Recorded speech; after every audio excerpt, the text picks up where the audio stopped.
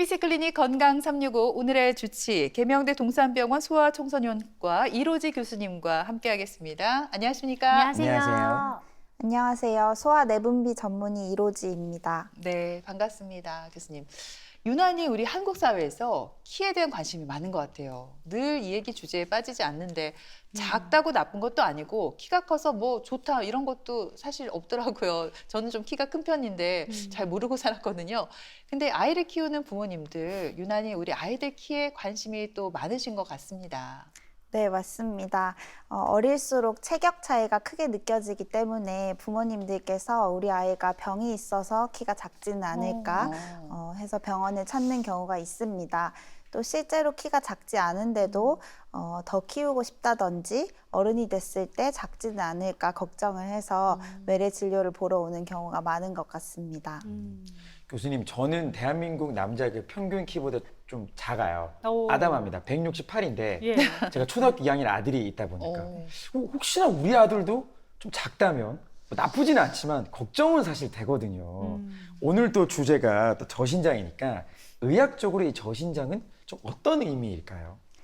네, 저신장, 즉 키가 작다는 것은 키가 같은 연령, 성별이랑 비교를 했을 때 100명 중에서 앞에서 작은 순서로 세 번째 이하인 경우를 말합니다. 또 학동기 어린이의 연간 성장 속도가 1년에 4cm 미만일 때 성장 장애를 의심을 합니다. 성장 곡선을 보았을 때 자기 번호대로 잘 따라 커야 되는데 연간 성장 속도가 4cm 미만이면 번호가 점점 떨어지게 됩니다. 예를 들어서 키가 50등 하던 아이가 1년에 2cm 정도 자라면 그 다음에는 40등이 되게 되고 그러면 성장 장애를 의심을 합니다. 보통 학교나 병원에서 6개월 간격으로 키를 체크를 하게 되고 최소 4cm라고 하지만 보통 4세가 되면 평균 성장 속도는 1년에 7cm 정도 되고 사춘기 전에는 5에서 6cm 정도 자라게 됩니다. 네. 검색을 좀 해봤거든요. 근데 이만큼 클 것이다. 예상 키를 이렇게 좀 알려주는 공식도 있더라고요. 이게 정말 신뢰할 만한 수치인지 궁금하고 만약에 이 공식에 대입을 해봤는데 좀 예상 키가 작다. 얼마나 작으면 치료를 해야 되는지도 궁금합니다. 되게 슬픈 표정으로 질문했어요. 네. 네, 아주 간단한 네. 공식이고 이제 표적 키를 계산을 합니다. 남자아이 같은 경우에는 엄마 키 더하기 아빠 키 더하기 13을 나누기 2를 해서 플러스 마이너스 9cm 를 이제 표적 키로 보고 여자아이는 아빠 키 더하기 엄마 키 빼기 13 나누기 2를 한 것에서 플러스 마이너스 8cm로 계산을 하게 됩니다. 그래서 아이의 뼈 나이랑 현재 키 그리고 현재 나이를 가지고 최종 성인 키를 예측을 할 수가 있는데 만약에 최종 성인 키가 표적 키 범위 안에 있지 않고 많이 작거나 크다면 이제 성장에 문제가 있을 가능성을 두고 이제 원인을 찾기 위한 검사를 합니다. 네, 사실 대체적으로 보면 엄마, 아빠, 부모의 키가 크면 아이의 키가 큰 경우도 있더라고요. 근데 이게 또 100%는 아닌 것 같고요. 키에 있어서 유전이 상당히 큰 부분을 차지하는 거겠죠? 네, 맞습니다. 유전이 가장 큰 부분을 차지를 하게 되고 이 외에 키에 영향을 주는 요인으로는 이제 수면이나 영양 상태, 호르몬 등이 있습니다. 사실 교수님 요즘에는 주변에 먹을거리도 풍부하다 보니까 우리 어린 친구들도 잘 먹거든요. 네. 그래서 좀 통통한 친구들도 많은데 어른들은 꼭 이렇게 얘기하세요.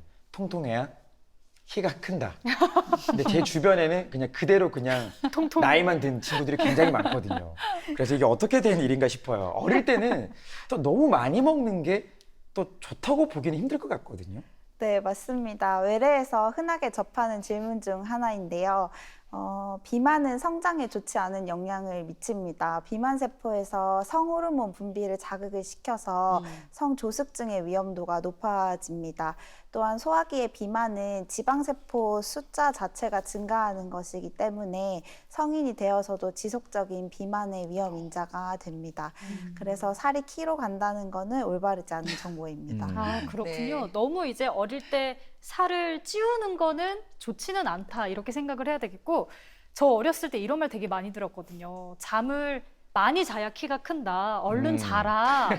잠을 잘 잤는데 이제 저도 아담한 편이잖아요. 네. 이게 크게 상관이 있나 싶긴 한데 그래요? 어떤가요? 수면이랑 키 성장이 실제로 근데 관계가 있긴 있는 거죠. 네, 수면과 성장은 관련이 있습니다. 네. 성장 호르몬은 숙면을 할 때 이제 파동형으로 분비가 되고 밤에 이제 전체 호르몬 분비량의 3분의 2 정도가 분비가 되기 때문에 네. 이제 취침 후에 3시간까지 성장 우와. 호르몬이 가장 많이 분비되는 것으로 네, 그렇게 보고되어 있습니다.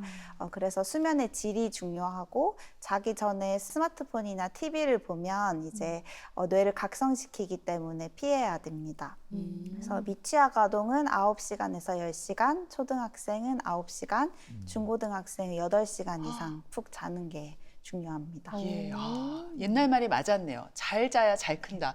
제 옛날 별명이 또자였거든요. 오. 키가 169인데 잠을 그렇게 많이 잤다고 하더라고요. 제가 그거보단 덜 잔 것 같아요. 네. 아무튼 우리 아이들의 키가 또래보다 작으면 부모님 입장에서 굉장히 또 신경을 쓰일 수밖에 없잖아요. 저신장에 대한 검사, 체크는 언제 하는 게 좋을까요? 네, 키가 같은 성별, 나이, 또래에 비해서 300분위수 이하인 경우 또는 성장 속도가 1년에 4cm 미만인 경우에 성장 장애를 의심을 해서 검사를 해보아야 합니다. 그리고 출생할 때 당시의 키나 몸무게가 3등 미만인 경우를 부당경량화라고 하는데요. 대부분이 따라잡기 성장이 되어서 2살까지는 키가 잘 크는데 그 이후까지도 키가 3등 미만인 경우에는 이제 성장 호르몬 급여 치료가 4살부터 적용이 됩니다. 이외에 만성 콩팥질환, 심장질환, 장질환이 있거나 항암 치료를 했던 경우에 진료가 필요하고 시신경 이상이나 구순열, 구개열이 있었던 경우에도 진료가 필요할 수 있습니다. 네.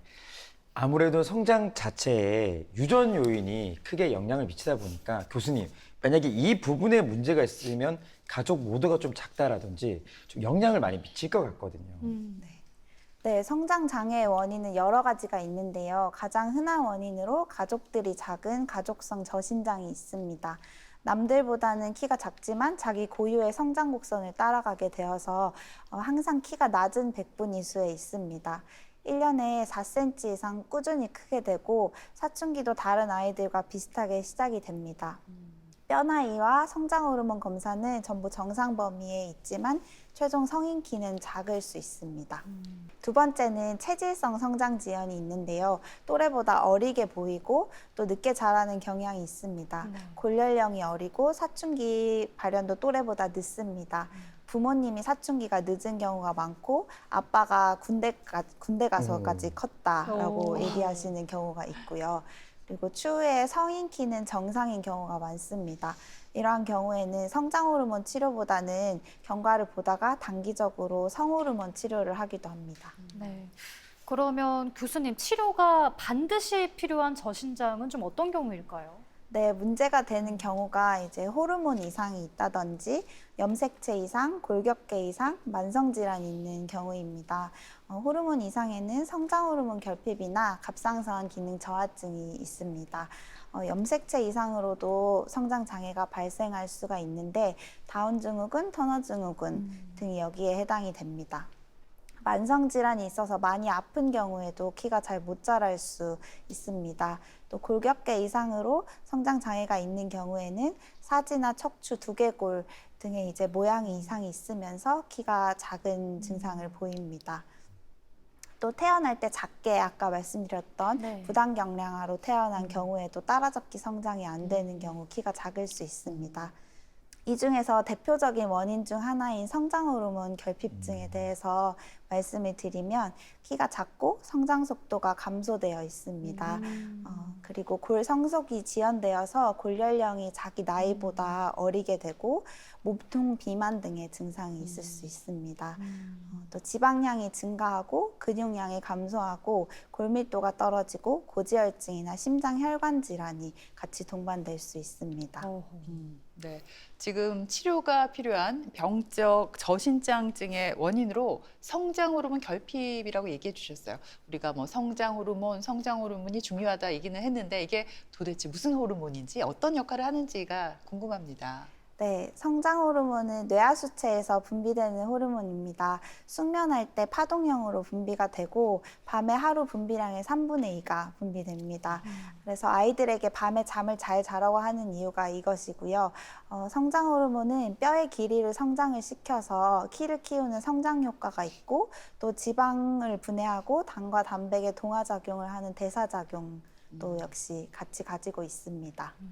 그렇군요. 만약에 우리 아이 키가 걱정이 되어서 병원에 같이 내원하잖아요. 그러면 저신장증 검사는 어떻게 진행이 되는지 너무 궁금하거든요. 네, 아이가 병원에 오면 먼저 이제 문진을 통해서 병력을 듣고 진찰을 하게 됩니다. 그리고 혈액 검사와 뼈나이 골연령 검사를 토대로 1박 2일 정도로 입원을 해서 정밀 검사를 시행을 합니다. 정밀 검사를 하는 이유는 성장 호르몬이 파동형으로 분비된다고 말씀을 드렸잖아요. 네. 그래서 한 번으로 측정한 호르몬 수치로는 결핍을 진단을 할 수가 없습니다. 그래서 호르몬 분비를 자극하는 약물을 주고 자극에 대한 반응을 이제 측정하는 것입니다. 그래서 2가지 이상의 검사에서 결핍이 나오면 이제 성장 호르몬 결핍으로 진단을 합니다. 네. 그래서 이 성장 호르몬 치료에 대해서도 부모님들이 관심이 많을 것 같습니다. 근데 이게 뭐 키가 작다고 해서 다 받을 수 있는 건 아닌 것 같고 만약에 성장판이 다 꼈으면 또 효과가 없다 이런 말도 들었거든요. 이 받을 수 있는 대상 또 치료 시기에 대해서 좀 짚어주시죠. 네, 성장 호르몬 치료 대상은 성장 호르몬 결핍증으로 진단된 아이들 또는 터너 증후군, 누난 증후군과 같은 염색체 이상이 있는 아이들, 또 부당경량하에서 따라잡기 성장이 안 된 아이들에게 이제 치료 대상이 됩니다. 그리고 나이가 어릴수록 또 길게 치료를 할수록 효과가 좋습니다. 치료 기간은 성장판이 닫히기 전까지 가능한데 1년에 성장 속도가 2cm 미만으로 떨어지면 이제 치료 중지를 고려를 하게 됩니다. 그리고 우리나라에서 성장 호르몬 결핍 아이들에게서는 남자 165cm, 여자 153cm까지 건강보험이 적용됩니다. 그렇군요. 지금 TV 보시는 부모님들 가운데 성장 호르몬 치료에 대해서 관심 있는 분들 많이 계실 것 같아요. 구체적인 치료 방법과 효과가 어떤지 궁금합니다.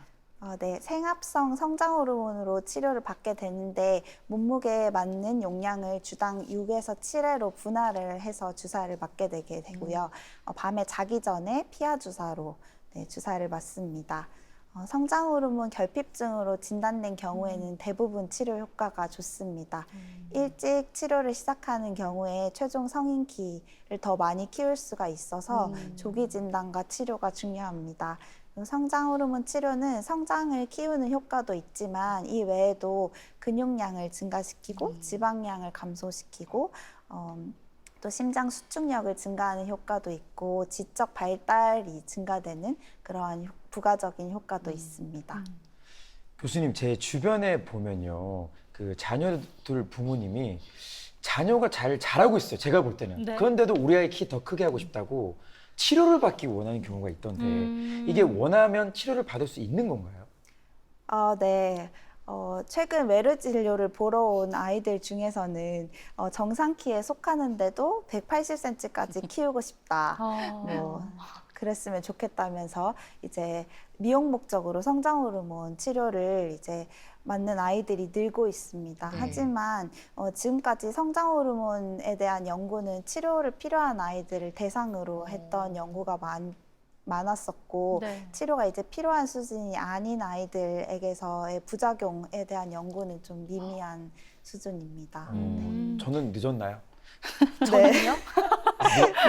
너무 단호하게. 네. 네네. 저희 둘은 늦었으니까 네네. 그냥 이렇게 살아가면 될 것 같고요. 교수님, 성장에도 사실 개인 차이가 있기 마련인데 또래보다 뭐랄까요? 이 성장 속도가 좀 지나치게 빨라도 이게 문제가 된다면서요? 네, 또래에 비해 성장 속도가 많이 빠른 경우에는 성조숙증을 생각을 해보아야 하는데요. 네. 성조숙증이란 말 그대로 사춘기가 빨리 온다는 이야기입니다. 그래서 여자아이한테서는 만 8세, 남자아이한테서는 만 9세 이전에 사춘기가 시작되는 경우를 성조숙증이라고 합니다. 네. 여자아이들은 가슴 멍울이 만져지거나 이제 통증을 호소하는 경우가 있고 남자아이들에게서는 고환 크기가 어른 엄지손가락 한 마디 이상으로 커지는 경우 성조숙증을 생각을 해보아야 하고요. 그리고 이 외에도 머리에서 기름 냄새가 난다든지 아니면 여드름이 생기는 경우 그리고 1년에 성장 속도가 6cm 이상으로 너무 빠른 경우에도 성조숙증을 생각을 해봐야 됩니다. 네. 예전에 비해서 요즘 성조숙증으로 병원을 찾는 환자들, 아이들이 많다는 얘기를 들었습니다. 이게 왜 생기는지 원인이 일단 궁금하고요. 또 성조숙증이 성장에 영향을 주는 그 원리도 이해하고 싶거든요. 어떻습니까? 네, 성조숙증은 여자아이한테서 더 흔하고 원인은 특별히 모르는 경우가 많습니다. 그런데 병적인 원인을 가지는 경우는 남자아이들에게서 더 흔합니다. 그래서 성조숙증의 원인으로는 갑상선 기능 저하증이라든지 난소 및 고환이나 부신의 질환, 성호르몬이나 스테로이드가 함유된 약물을 사용한 경우 등이 있을 수가 있습니다. 이 외에도 최근에 연구가 많이 되고 있는 환경호르몬에 노출된 경우에도 성조숙증의 위험 인자가 됩니다. 성조숙증이 있는 아이들은 키가 잘 크는 것 같지만 성호르몬 때문에 빨리 뼈가 성숙돼서 뼈문이 일찍 닫히기 때문에 이제 최종 성인 키는 결국 작아지게 됩니다. 어릴 때 빨리 큰다고 해서 이게 성인 키까지 연결이 되는 건 아니라는 말씀이신 거죠. 그러면 성조숙증의 치료는 어떻게 이루어지나요? 성조숙증의 치료는 성호르몬을 조절하는 그런 주사를 맞게 되고 사춘기가 매우 빠른 아이들을 대상으로 치료를 하게 됩니다. 그래서 4주에 한 번씩 주사를 하는데 12주 제형도 있고 6개월 제형도 사용 중입니다. 효과는 성호르몬에 대한 조기 사춘기를 늦추고 성장판에 빨리 닫히는 것을 막는 그런 효과가 있습니다. 그래서 너무 빠른 사춘기를 정상화시켜서 좀 더 오래 자랄 수 있도록 해서 매달 크는 속도는 좀 작아 보이지만 최종 성인 키는 더 클 수 있습니다. 아, 그렇군요. 그리고 우리 부모님들 아이들 키를 키우는데 조금이라도 도움을 주기 위해서 뭐 음식이라든지 영양제, 또 운동까지 여러 가지로 신경을 쓰고 있거든요. 이런 노력들이 조금이라도 도움이 되겠죠? 네, 도움이 됩니다. 네, 그래서 하루에 8시간 이상 푹 자고 하루에 30분 이상 운동을 하고 스마트폰이나 컴퓨터, TV 사용을 좀 줄이고 일조량을 충분히 하루 30분 이상 하는 것이 좋습니다. 그리고 마지막으로 건강한 식단으로 하루 3끼 꼭 먹도록 도와주시기를 바랍니다. 네. 근데 주변에 보면요. 그 성장판이 자연스럽게 다치는 경우도 있지만 안타깝게도 불의의 사고 때문에 또 성장판이 다치는 경우들도 저는 종종 봤거든요. 네, 사고 등으로 인해서 성장판에 심한 손상을 받으면 이제 뼈의 길이 성장에 지장을 줄 수가 있습니다. 그래서 양쪽을 대칭적으로 다치면 키가 덜 자랄 수가 있고 한쪽만 다치면 이제 다리 길이가 차이가 나서 절개되는 경우가 있는데요. 네, 이런 상황은 심각한 사고에 의해서 생기게 되고 그냥 줄넘기나 달리기처럼 일상적인 운동을 하다가 다친 정도로는 생기진 않습니다. 네, 그렇군요. 이왕이면 다홍치마라고 우리 아이가 다른 아이보다는 좀 더 크고 멋지게 자랐으면 좋겠다 이런 생각 다들 우리 어머니들 하실 텐데 하지만 중요한 건 제대로 자라야 할 시기에 건강하게 자라는 게 아닐까 그런 생각이 듭니다. 네, 규칙적인 운동과 균형 잡힌 식사로 비만을 예방하는 것이 중요하고요. 환경 호르몬에 노출되지 않도록 일회용기 사용을 좀 줄이도록 조심하는 것이 좋습니다. 그리고 효과가 검증되지 않은 건강식품을 함부로 복용하지 않도록 합니다. 그리고 또래보다 키가 작거나 연간 성장 속도가 4cm 미만인 경우에는 소아 내분비 전문의의 진료를 받아보는 것을 권합니다. 네. 요즘 아이들이요, 이 TV에 나오는 아이돌, 배우들을 보고 자라면서 외모에 대한 선망이 큰 것도 사실입니다. 하지만 소아청소년기에 중요한 건요, 이 외모보다도 건강하게 잘 자랄 수 있는 바탕, 그 토대를 잘 다지는 거지 않나 싶어요. 그럼요. 적절한 수면, 균형 잡힌 식단, 또 운동이 정말 성장의 밑거름이 될 것 같고 우리 성인들에게도 또 기본이 되잖아요. 오늘 저는 이 방송을 통해서 다시 한번 기본에 대해서 되새겨보는 시간이었어요. 그래요. 건강한 성장이 무엇인지 다시 한번 생각해 본 시간이었던 것 같습니다. 지금까지 도움 말씀에 소아청소년과 이로지 교수님께서 수고해 주셨습니다. 오늘 잘 들었습니다. 예, 그리고 철원 씨, 예은 씨 수고했습니다. 건강하세요. TBC 클리닉 건강 365 저희는 다음 주 시간에 다시 오겠습니다. 고맙습니다.